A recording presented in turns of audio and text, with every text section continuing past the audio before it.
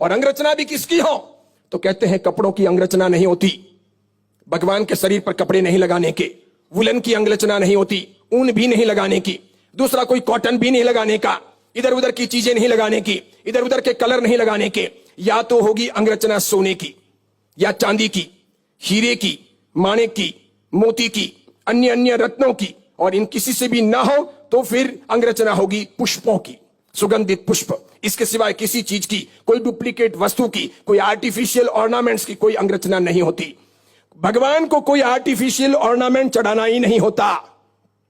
1 gram gold किया हुआ, ये किया हुआ, वो किया हुआ, आर्टिफिशियल नग लगाए हुए ला के लगा दिए, आप पहनो, आपको पहनना है तो। भगवान की कोई आवश्यकता नहीं है।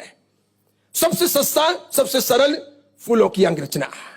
बाकी केसर हो, चंदन हो, बरास हो, बादला हो, सोना हो, चांदी हो, हीरे, माणिक, मोती, इनकी में से कोई भी चीज हो, उनकी अंगरचना हो सकती है। ये विधि है, ये भक्ति है, ये पूजा है, ये आराध्यता का आधार है, ये समर्पण की भूमिका है। अब कहीं भगवान को साफे पहना दिए, कहीं टाई पहना दी, कहीं बो लगा दी, कहीं भगवान का एक पैर नीचे कर दिया, कहीं भगवान के एक और यूं हाथ यूं करके यूं आशीर्वाद की मुद्रा रखी, कि बहुत सारा करते अलग अलग प्रकार का। कोई कोई भगवान को जैकेट पहनाते, कोई कोट पहनाते। अरे दिमाग के खड़ूस लोगों, तुम्हारे दिमाग में तुम्हारे जैकेट के लिए आया, बो के लिए आया, टाई के लिए आया, तुमने भगवान को सब बना दिया। यानी हम